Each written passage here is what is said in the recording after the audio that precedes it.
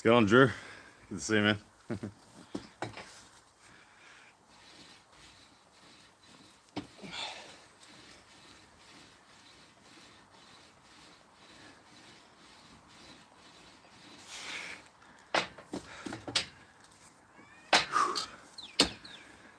What's going on, Mario? Good to see everyone coming in here. I'm just at my parents' place on the mid-north coast, New South Wales, and just playing around on my dad's gym equipment, getting some vitamin D. Yeah, working out.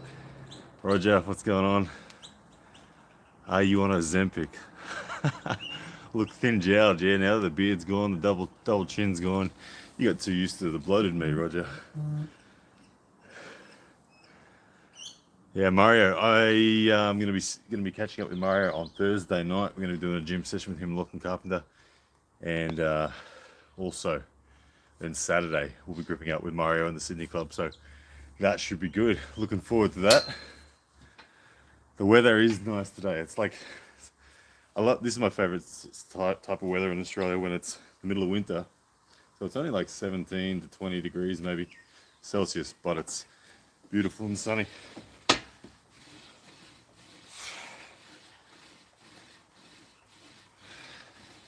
Trying to just rehab my shoulder at the moment. My right shoulder is a bit flared up. I kind of overdid it in the last few weeks, just with enthusiasm, intensity on some of the pressing motions, and the bicep tendon at the top of my shoulder is all inflamed. And when it does this, and it's done this a few times in my time as an arm wrestler, it gets to a point where it starts popping out in and out of its groove with just for no reason. So I'm trying to stabilize my shoulder and all that sort of stuff. Talk to my physio. I'm doing some supraspinatus sort of back pushes and static holds and things like that to try to clear it up. Yeah, it's winter down here in the southern hemisphere, GB19. Appreciate Brian hitting the like. Jad Preet says, bro, I don't think you're delusional. Thank you, man. I appreciate that. You look like you've never fully recovered from your back injury. Yeah, that's true. The back injury happened in 2007, I think. Parachute accident. I have never recovered from that, not fully. Prior to the back injury, I was really aerobically fit. I could run. We used to run 2.4 kilometers as a fitness test in the military, and I'd never run slower than 8 minutes 30 for 2.4. And then since that back injury, running is one of those things that just will flare it up, and I can't do it. And the same with deadlifting, all those things. I have to run, I have to deadlift, I have to do anything lower back related. I have to do it like 60 to 70% of my 1RM. Any higher than that causes my back to flare. So every now and then I forget that, and every now and then I try to push my back a little more, and it never quite gets there. Is my match versus Khaled happening? I know Khaled wants it. Look, Core Sports, that's completely up to them. If it was going to happen, it'll be the king of the table. So at the moment, I'm in a wait and see with Core Sports what comes next for me. Good to see you, David. How are you, man? I'm sorry, I'm just trying to read these comments. I have an analgesic posture. That's not been addressed. So my posture has been, I've had scoliosis, kyphosis from a kid, and my right shoulder's dropped, and it has been since I was a kid. So I've spoken to a lot of very high level physios, and like people like Andrew Locke.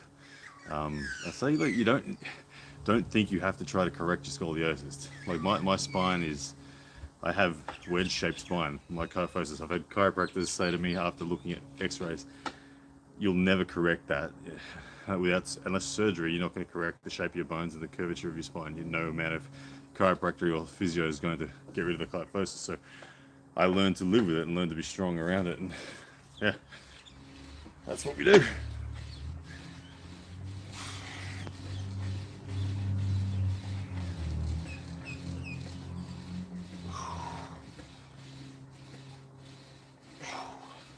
So I'm just pressing 50 kilos at the moment. So not a lot of weight, but enough to keep the body going. How strong is Schoolboy? Yeah. Schoolboy was really strong. Schoolboy's best strength for me was his ability to rise and regrip and climb. He used his height and his leverage very well. His side pressure at center table was obviously good. Yeah, he's strong dude. Strong dude, what can I say? Strong dude. I do every week. I put my career on it. Well, Ed Fanning, I appreciate it, man, but like I said, I've had no shortage of good physios. Look at what I do, and I don't want to correct. I don't want to correct my spine to a point of it being perfectly symmetrical. I don't think that's the way the human body works. I feel like look at Usain Bolt. He's got scoliosis. Did he insist on getting it corrected? No, he's still the world's fastest runner. Nice shirt, thank you very much. This is my spare. This is the first King of the Table shirt that I got. This is the one I wore when I beat Khaled. Me and Auden should happen.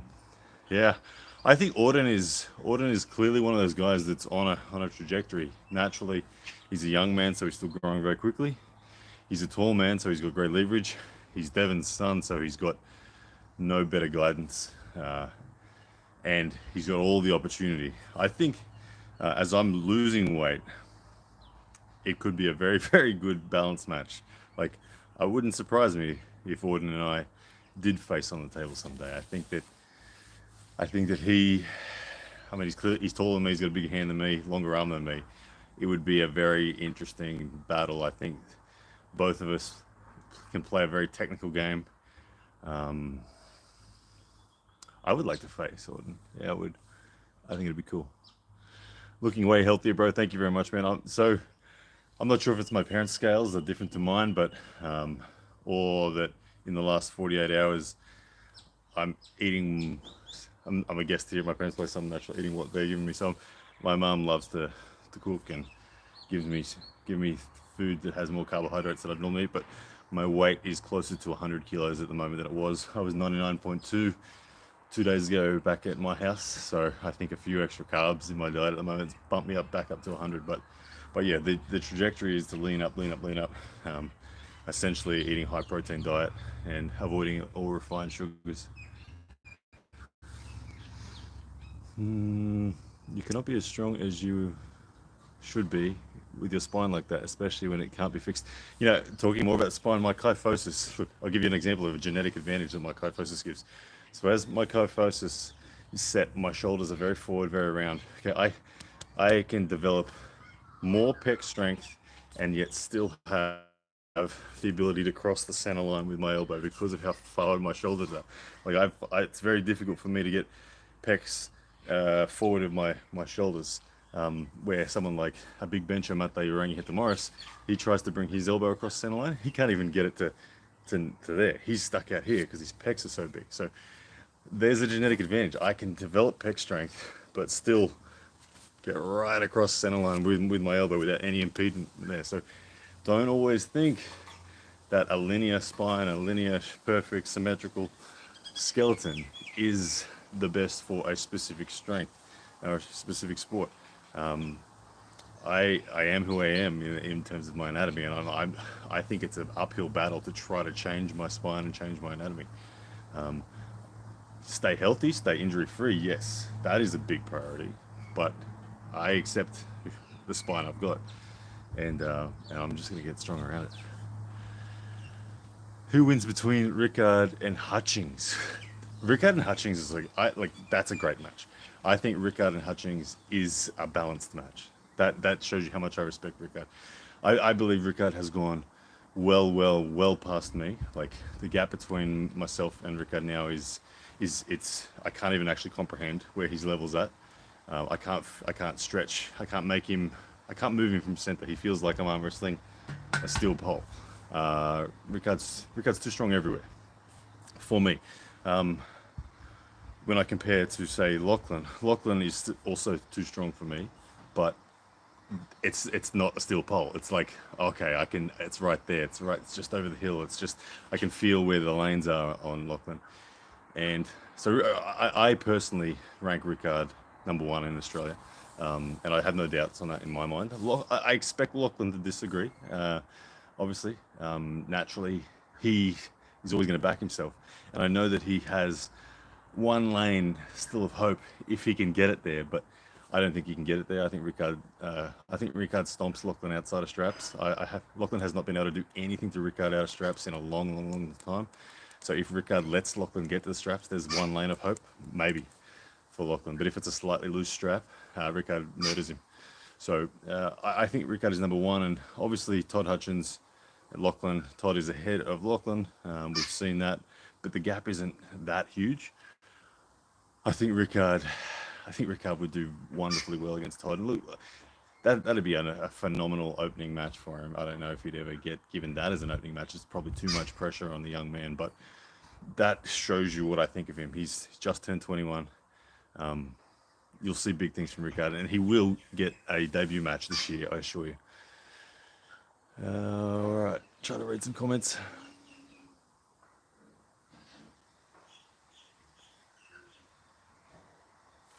I don't know. I've got the sunlight on the screen, so it's hard to read.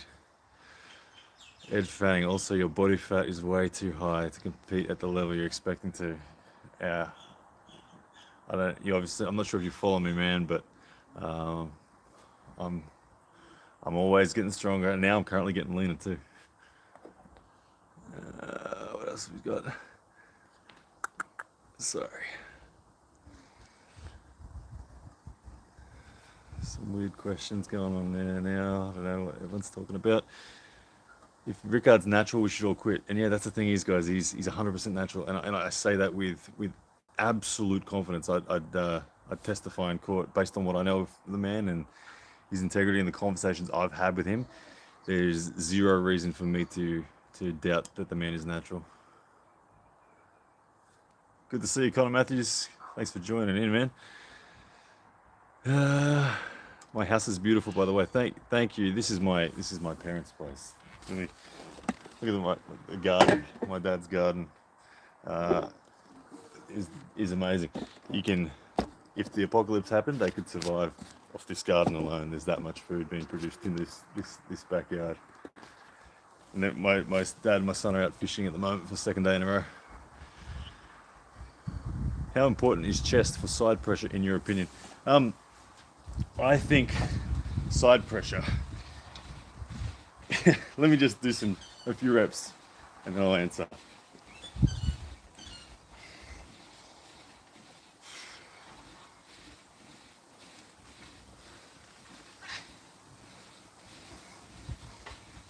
Okay, so side pressure and chest.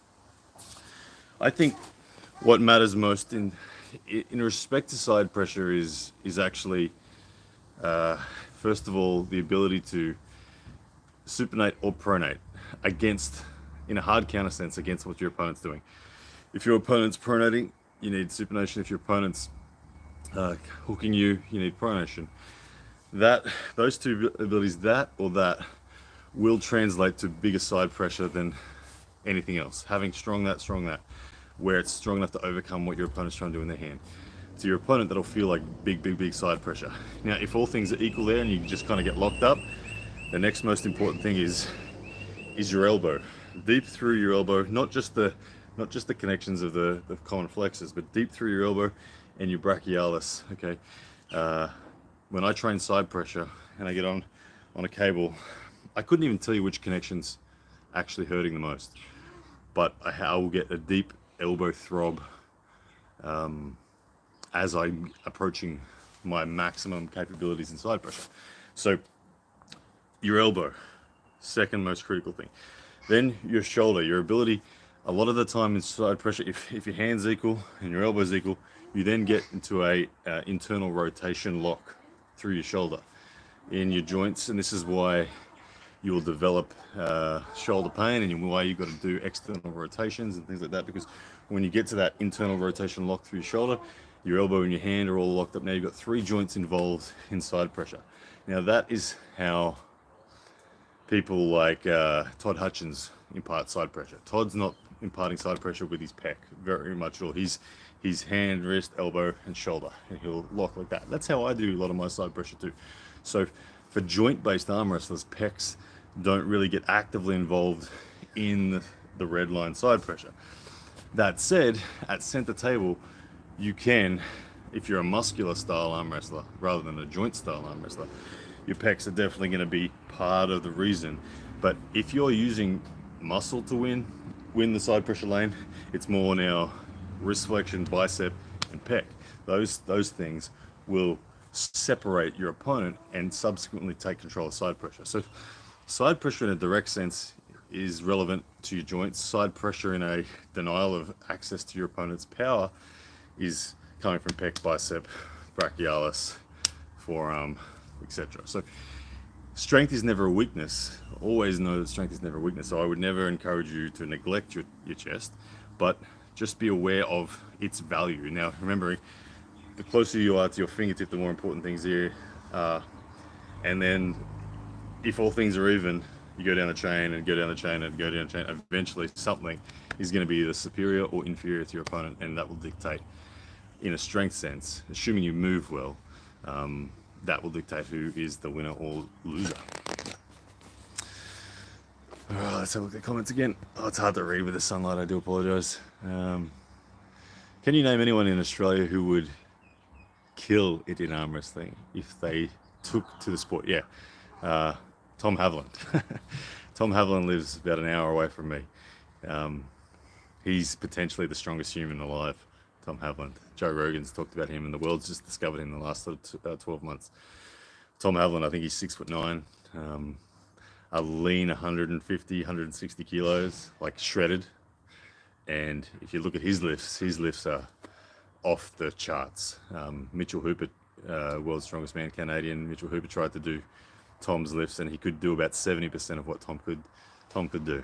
When I say 70%, 70% of the lifts Tom did, Mitchell was able to match, and then he couldn't match the other 30%. And Tom's never competed in strongman, he's never competed in arm wrestling, but he's clearly an amazingly strong human, and he is the dude that I think completely untrained, he would beat everyone in Australia with ease, I think. And internationally, if he put his heart to it, if he loved the sport, then yeah, he would go a long way. Ryan should face Sasha Andreev at 95 kilos at East vs West. What do you think, bro? In time, man. Sasha is the number 2 ranked in the world at 95 kilos, behind only Irakli Zarakashvili. So I will climb that ladder, man. That's the intent. Yeah, Tom's the bloke who lifts with the shirts and trousers, always faces away from the camera, Connor. That's him. Who are we going to see Bourneman's first match? Oh, sorry, when?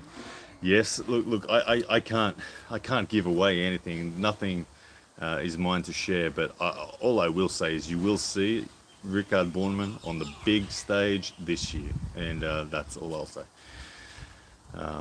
Can Tom beat Lachlan? I would bet that Tom could beat Lachlan first go. Yeah, Tom's, like I said, 6'9", 150, 160 kilos, shredded lean, lifts absolutely absurd numbers. I can't, and I know he watches, like he follows my page, he follows Lachlan, he follows a whole heap of the arm wrestlers. So I know he's a fan of arm wrestling. So when you're a fan of arm wrestling, your brain inherently absorbs and starts to soak up the movement patterns. So I would think that Tom would actually have pretty good movement patterns already locked in, and I would expect that he would then, with the power that he's got, I think he'd do it easy. I think he'd move really well, and he would crush everyone. Yeah, he is a freak of a man, Conor Matthews, absolutely. He's a really nice, humble dude too. He's a unique guy in that he says that he doesn't have a desire to compete. He just enjoys coaching, strength, and lifting his heavy, crazy stuff.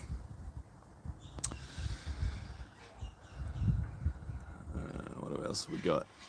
Am I still into real estate? Charity and grace? No, real estate was a long time for me. For now, I'm despite having lost my Facebook page, I'm all back in on the social media side of things. So I'm going to put a bit of effort into traveling around and getting to train with various people.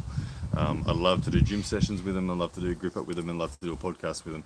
So everywhere I go, kind of 3 main pieces of content that I'm looking at. A solid gym session where we do some of that. I get to experience different people's favorite lifts, throw in a few of my favorite lifts as well. On another day, do an arm wrestling session. Another day, do a podcast, and then kind of move on to the next area as well. And I think that will help me get a lot more experience as an arm wrestler. So just to group more people. But that's kind of the plan that I'd like to do.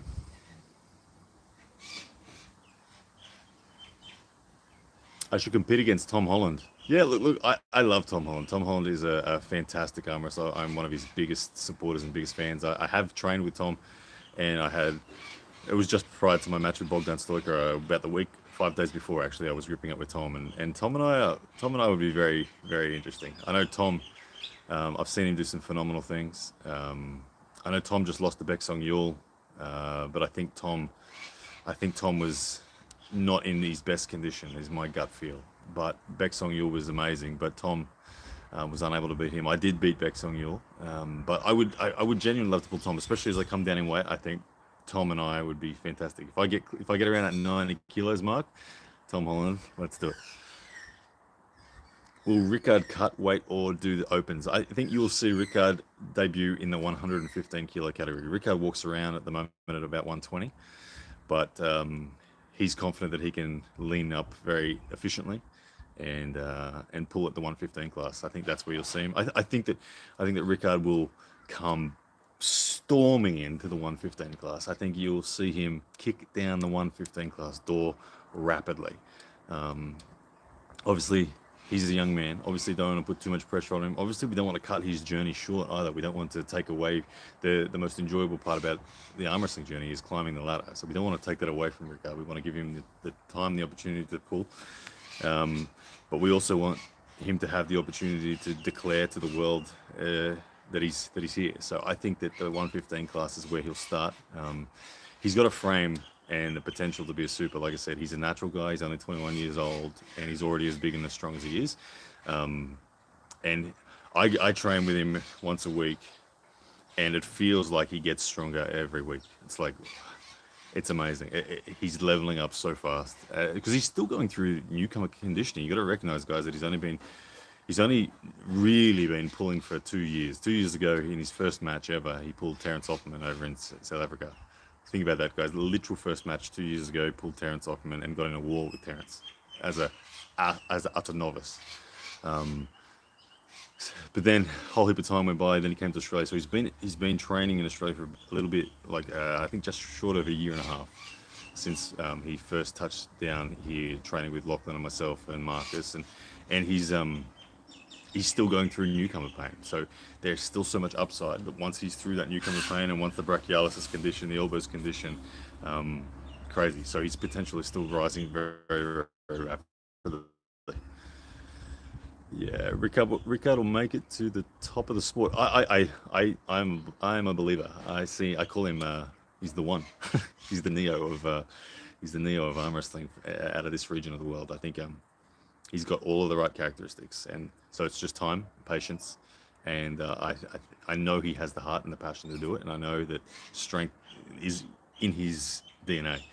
As he said, go back and watch one of the podcasts I did with him. It was a wonderful podcast where we sat down and had a really good chat about who he is and where he's from and why he has such a love for the culture of strength and it's I think it's part of South African culture, but also his family's DNA as well. Is very extraordinarily drawn towards strength and being honourable as a man, and that's so there's nothing to dislike about Rickard. He's a great dude. Yeah, Rickard is pretty much there, and that's the thing. He's right there knocking on the door already, but he's still got so much to go. Like he he's the kind of dude that could go on to be a future world number one. Like at the 5 year, 10 year mark within the sport, if he's 120 kilos now at 21 natural, you can imagine what he is at 28 years old, 7 years behind him of conditioning of experience. When let's say he's added another 10, 15 kilos, and now he's a 140 kilo, 6'5" guy. That's when we're starting to go, oh goodness me! Like the strength the strength gap between he and I is most noticeable. We did a high side pressure where it was this movement here. What I was moving 56 kilos with was this terrible form, and he was moving 71 kilos with remarkably perfect form. That shows you the gap between he and I. And and you guys know I'm much more of a measured quantity. You know where I sit relative to people in the world. You know who I've beaten. You know who I've lost to in battles. You have a good sense of where I'm at. And Rickard is a good 25, 30 kilos ahead of me on that movement right there. High side pressure. And given his arm is long, guys, think about that. It's not that he has this short, stocky arm so he can do it easily. His arm is longer than mine, and he's moving 71 kilos like this. Shows you. Rickard versus Leonidas, who would win? Look, Rickard and Leonidas would be, that's another match that I think is a great match. I think Leonidas obviously was stronger than Schoolboy, was able to win height, and Leonidas has immense bicep strength. Leonidas is a drag arm wrestler, where Rickard's ace is the come forward and press. Stylistically, with Rickard being taller than Leonidas, I think that Rickard would be able to cut off. Rickard's wrist flexion's scary as well, guys. I think he'd probably be able to cut off, but look, Leonidas has that freaky open arm top roll as well. So there's the potential that Rickard would have to ultimately flop press him. But look, I think that's a good match, but I don't think it's a good match in a marketing sense. I think with both guys being new on the scene, I think it's a bad idea to put two guys that are new on the scene together straight up. I think it's much better for them to both to pull established guys at the moment.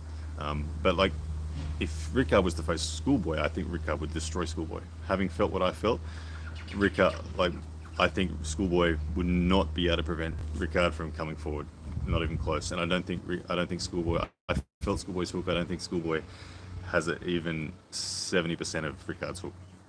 I think Rickard's inside game would demolish Schoolboy if he came inside. So Schoolboy would have to try to top roll Rickard. And given what I was able to do in round 6 when Schoolboy top rolled, I was able to force Schoolboy in. I think Rickard would do it easy. I think it'd be 6-0 whitewash.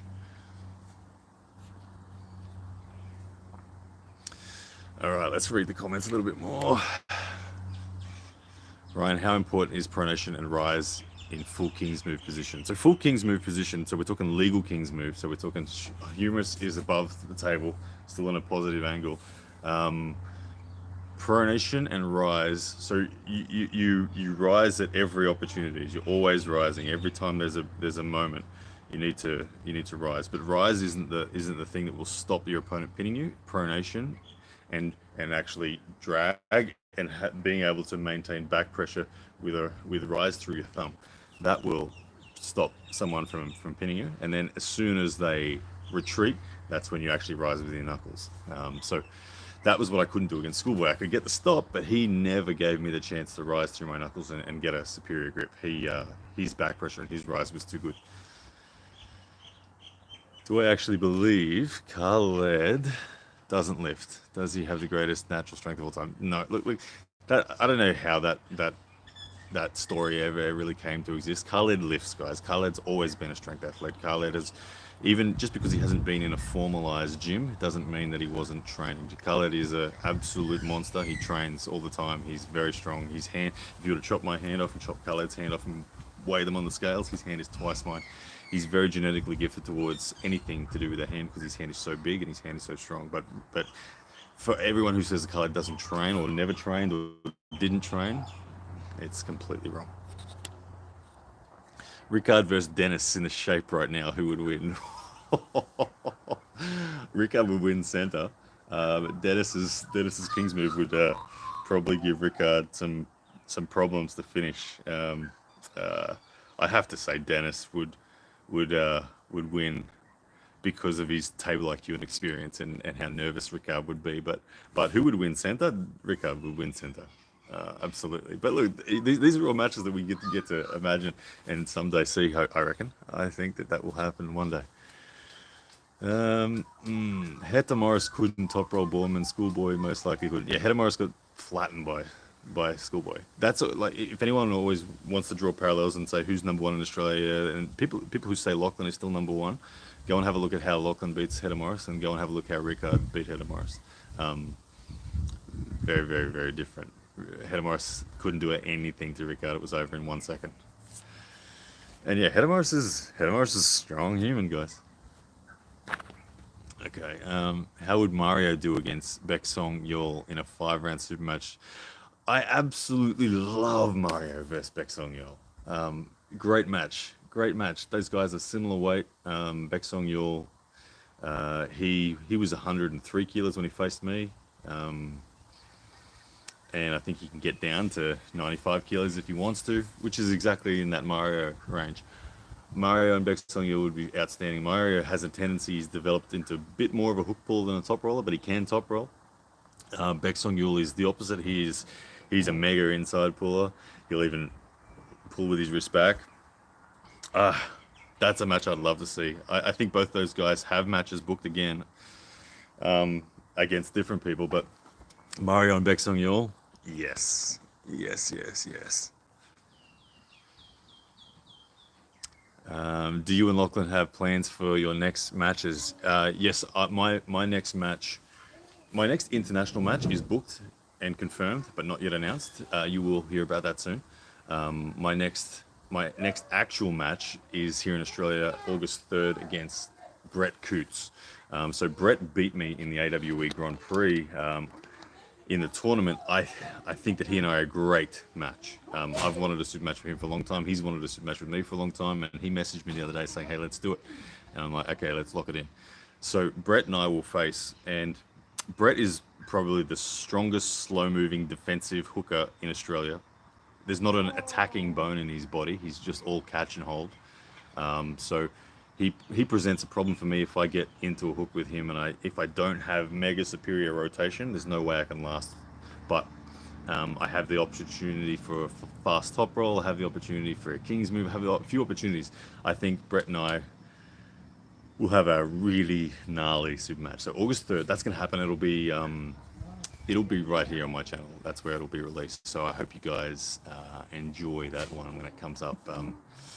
That's going to be good. But Lachlan's next match, I honestly don't know it, but I'm certain he will have one more international match this year at least. Arakli versus Rickard, who wins? Gee, Arakli's a savage, number one in the world at 95 kilos. Very sharp. I would say, look, this is one of those ones where it's this when we talk the philosophy of strength and we talk in arm wrestling, we talk about strength plus your ability on the table, and your underneath ability, you can halfway between ability and strength, you can also put conditioning. Clearly, Arakli is way ahead on conditioning. Clearly, Arakli is way ahead on experience. Arakli is also incredibly strong. Arakli's strong in little things that Rickard's not strong yet in.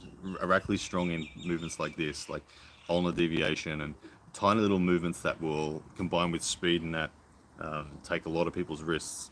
I think that you'd have to say Arakli would be the favorite just through that experience. Is Rickard stronger than Arakli in fundamentals? Yes. I think Rickard there is already stronger than Arakli. I don't think Arakli can do 71 kilos like this and rep it like Rickard can. I don't think Arakli has the wrist flexion that Rickard has. Bicep strength, Arakli's single arm biceps are pretty phenomenal, but Rickard's are almost inhuman as well. I would say Arakli wins that just through experience. I think that but like that's one of those things that is like he wins it for the moment. But does he win it in 3 months' time? Probably, maybe, probably not. Does he win it in 6 months' time? Starting to really doubt it. Does he win it in 12 months' time? Not a chance. That's kind of where it's at. So someone is experienced and is capable on the little things that matter. I think Arakli is ultimately the weaker human, but he would win because of he can get value in his strength better. That's what I would say at the moment. My gut feel. Too experienced. Ryan sucks, says Mario. Says Mario, man. Oh, you suck too, Mario. You suck too. How is the health of your elbow after all the years of training? So the health of my elbow is something that is a constant battle, really. It's not, when I say battle, it's not that it bothers me, but my elbow, I tend to, when I get back from an international super match, my elbow's sore. and I always get straight back into training. I don't try to rest or anything for any long period of time, and when I do get back, it takes usually usually if I'm not if I don't inject TB500 into my elbow. Well, let's talk about two things. If I do inject TB500, like when I got back from Ron Bath, I had 3 weeks until I faced the AWE Grand Prix. I was like, oh man, my elbow's really flared up. I put TB500 into my elbow, and I think it came good by 3 weeks. So 3 weeks is about as fast as I can get my elbow back to feeling normal.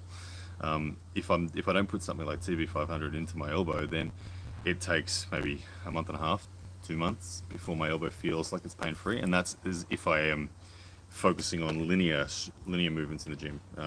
I am not focusing. I don't do side pressure at the moment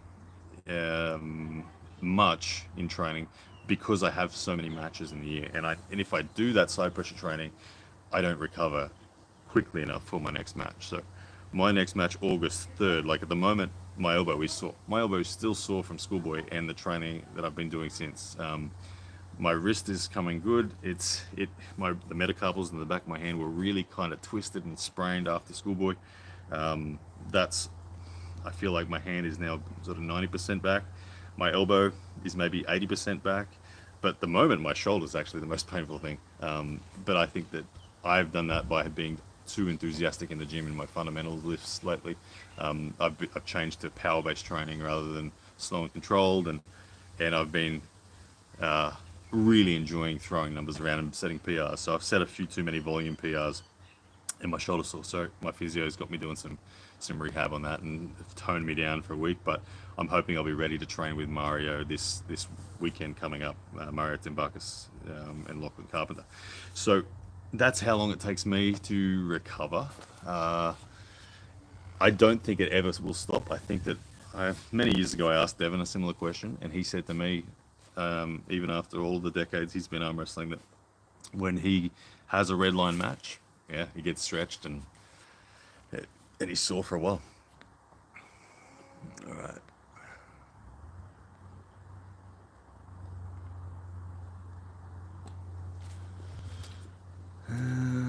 What else we got? Rickard versus Michael Todd or Rickard versus Corey West? Yeah. Like stylistically, Rickard has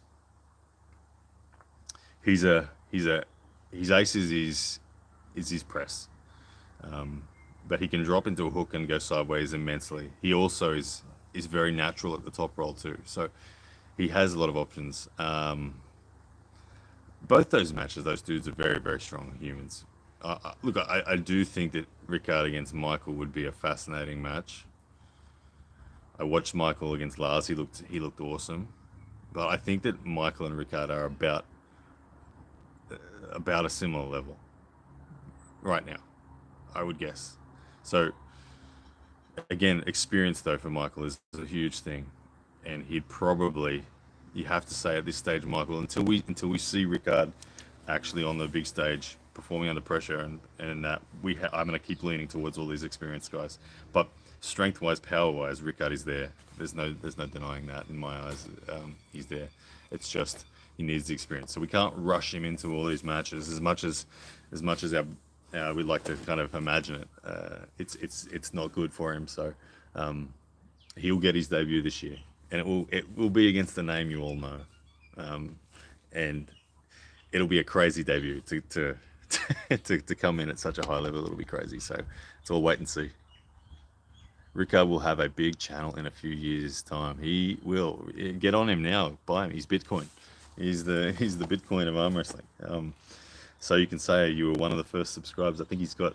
I think he's got maybe 1,000 to 2,000 subs on YouTube. He's got about 3,500 on Instagram.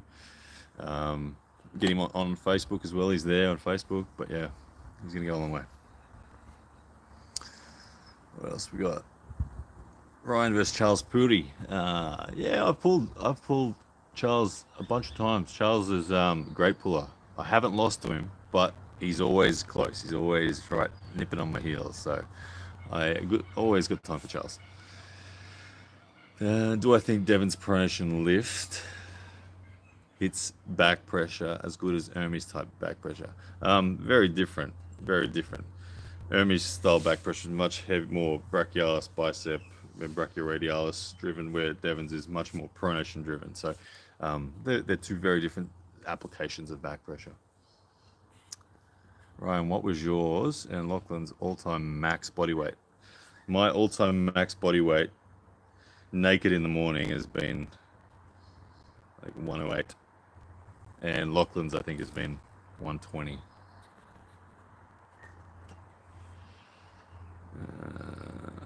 Do you think if I have fewer matches each year, I might improve my progress? I'm at a point where I feel like a match every 2 months is about the sweet spot for me for recovering and being able to continue, still being able to train. If I had more than one match every 2 months, I feel like I would not be able to train sufficiently to keep progress going. The matches do benefit you as well. Don't get me wrong; they do propel you forward. They drag you up, and I love my mentality of seek out losses till you can't find them anymore. I love jumping in the deep end with matches and being, because it drags me up. It's on a skill based level. It really identifies what is the next most crucial thing for you to build in the gym. But yeah, I don't think I could go any more than a match every 2 months and still progresses at the rate that I want to.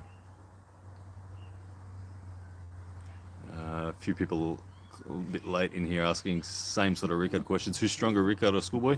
Rickard by a big margin. Thank you, Drew, for sharing Rickard's channel. Yeah, guys, go jump on it. Go jump on it. Bacho or Reno? Rickard versus Bacho or Reno. I know that Rickard wants to pull. He wants to pull Reno at some stage. I know that Rickard would like to pull Reno before he turns 22, so he can say that he's the youth world champion. Rickard believes that he's able to beat Reno in his heart of hearts. So I think that if he gets a good match and a good result for his opener, his international opener, which you'll see this year, then I think before you see Rickard turn 22, it wouldn't surprise me at all if Reno and Rickard were matched at a King of the Table or something like that. That'd be amazing.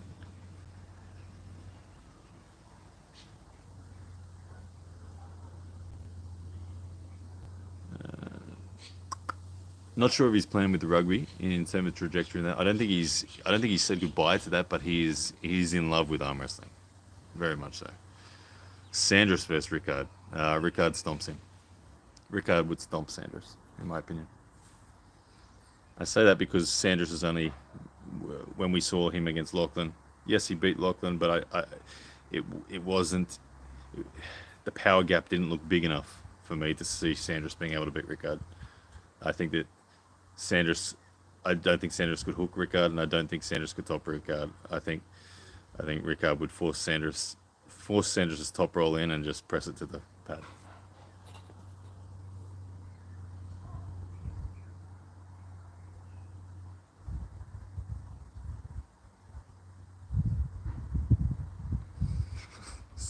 Some weird questions in there now. All right.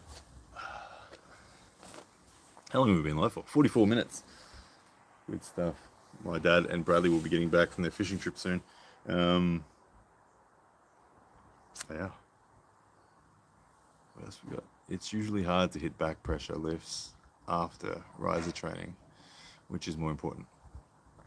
Do your back pressure lifts first and then end with your riser training. Like unless you're chasing a PR on your riser, then start with the big heavy movements first and then isolate your riser after that. Appreciate the support, everyone. Thoughts on Brian Shaw and the Devon Club? I actually haven't watched it yet. I know everyone is very excited about Brian. I've seen 2-3 second clips of it, but I haven't watched it. I know Rickard has asked me to watch it, but I don't want to watch it yet. I will eventually, when I get back home and in my studio, I'll eventually do a reaction to it. But I want to wait for it to.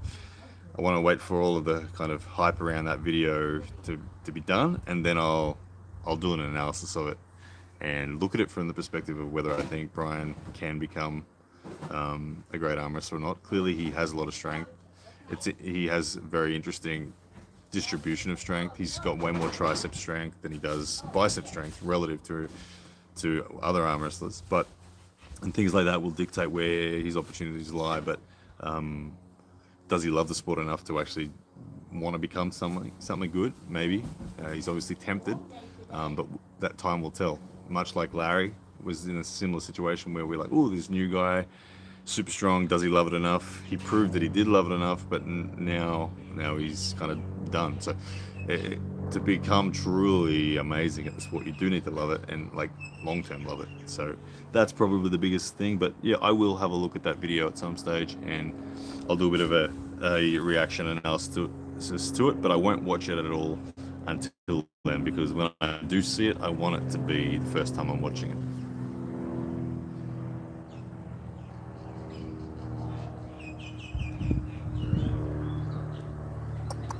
What are Rickard's PRs on pronation and rise? Pronation and rise is Rickard's least developed fundamental so far.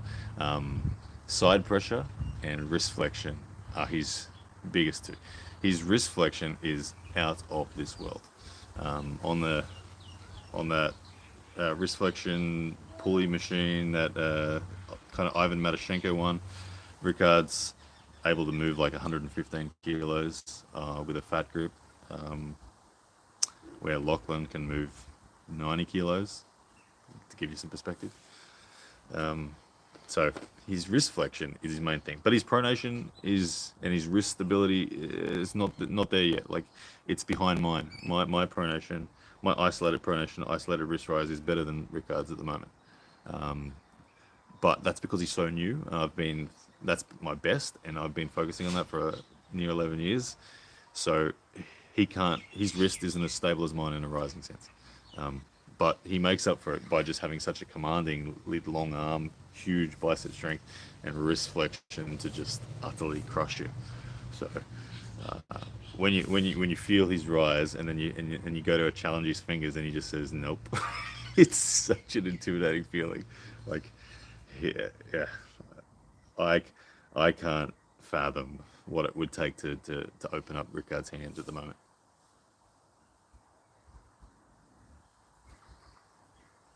Do you see Levan's record on the Brian? Did you see Levan? Recent thoughts? No, I haven't seen Levan's reaction to it. Not yet. Is Rickard that strong from the first time he trained? Yes, Rickard's the first day I ever gripped Rickard, I couldn't move him inside, and he didn't know what he was doing.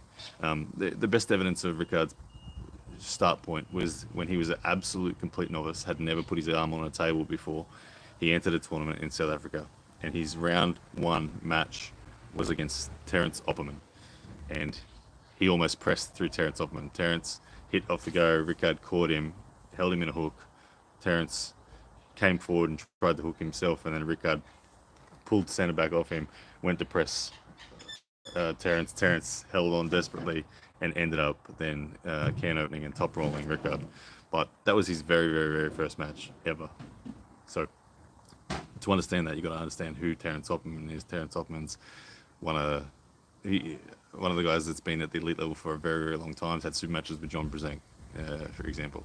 And so for Rickard as a novice day one to do that, gives you an idea of his start point. Yeah. The fishes are back. The fishermen are back? One each too small. Ah, there we go. Winter time fishing. All right. Well, guys, I might head off. My dad and son are back from their fishing trip. I enjoyed chatting with everyone for the last 50 minutes. I hope you guys are well. Yeah, next time you see me in a proper training sense is going to be this Thursday with Mario Tembakis and Lachlan Carpenter. I'll be in the gym with them. And then this coming Saturday, I'll be grouping up with those guys as well. So we'll get to see. It's been a long time since Mario and I have pulled, so that'll be a fascinating little balance. Not a super match, but just some training together. All right, guys, take care, and I'll see you next time. Where's the end button?